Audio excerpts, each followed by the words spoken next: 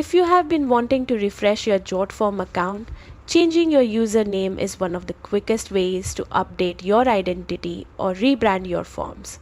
The process is simple and you can do it in just a few minutes. Start by opening your browser and searching for Jotform. Once you land on the website, log into your account so you can access the settings needed for this change. After logging in, take a look at the top right corner of your screen where your profile icon appears. Hover over it and select the settings option from the menu that opens.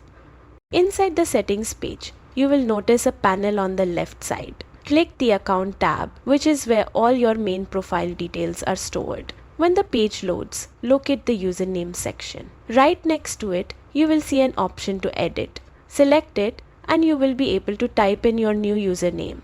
Make sure your new choice follows Jotform's rules for character limits and availability so it can be accepted. Once you enter the new username, how you save it depends on the plan you are using. Free plan users can simply save the change right away.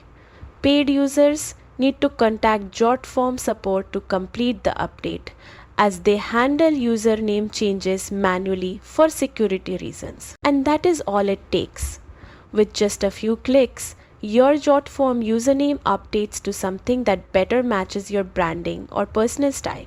If you ever run into trouble, Jotform support is always there to help.